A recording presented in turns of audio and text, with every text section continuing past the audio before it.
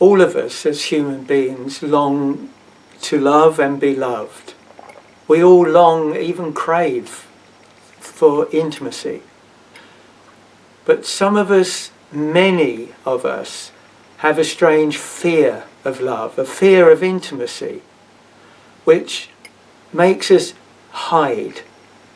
And it means that many of us have not been able to experience intimate relationships, intimacy, or have any form of sexual experience.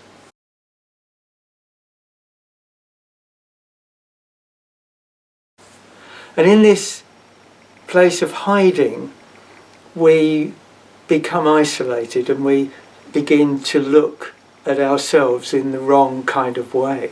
We begin to condemn ourselves and to disqualify ourselves from being worthy of love or being capable of love. And this isolation can cause great difficulties in our lives. We may be told there's something wrong with you, and we begin to look at ourselves and believe that. We begin to analyse ourselves. There must be something that is fundamentally flawed, that needs being fixed. We develop negative thoughts. We look in the mirror and see a negative image coming back at us. And we come to believe this, that there is something essentially wrong with me. I'm broken. In desperation, we may go to seek a prostitute, an escort, a sex worker. Well-meaning friends might take us to see a prostitute in order to lose it. Of course, there's no intimacy in that experience. There's just pressure. We feel that our anxiety rising. We may have a panic attack or break out even in a cold sweat. It doesn't work. We can't perform. We walk away more disheartened than we were to start with.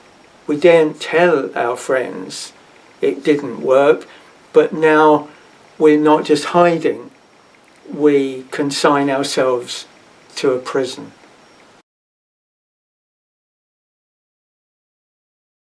A self-imposed prison.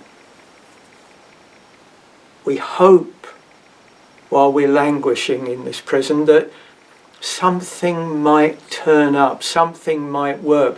But then after a long sentence, we give up. It's hopeless, all is lost. I am consigned to this prison forever. But what if? What if there was nothing wrong with us? And what if intimacy didn't produce anxiety? It was only the wrong type of thinking about intimacy that produced anxiety. What if intimacy actually reduces anxiety? That we should run towards intimacy, not run away from intimacy. And what if men, what if women could actually be trusted after all?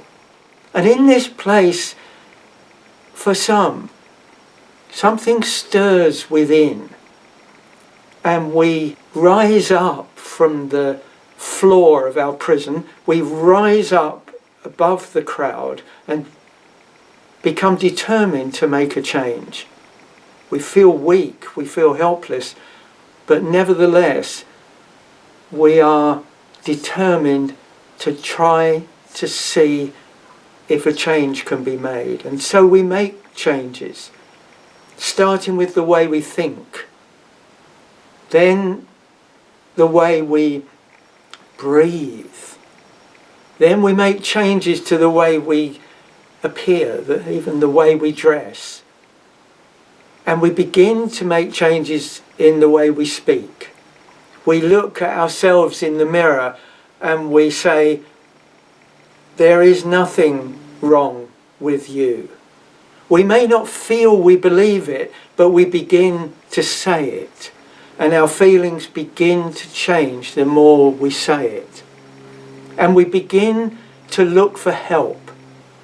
We search for someone who can help us to have direct experience of intimacy in a safe and supported way. And we begin to realize that there are others who have gone before us, others who have escaped from the same type of prison as we ourselves were in, and who found their way to happiness, found their way to freedom. People of all ages, of all circumstances, of all backgrounds. And we dare to test the door on our prison. And we discover that there was no lock on the door. There never has been any lock on the door. And there's no prison warden there to guard it. And that we can walk free. And we realize that those who have gone before us have beaten a path. And we can find it. And we can discover our own freedom, our own happiness, our own natural ability to be intimate. For those who have discovered it, realize that love is not simply outside them, but love is within. It's actually who we really are. I hope you found this video helpful. Feel free to subscribe to my channel and share this video with others. You never really know who might need help.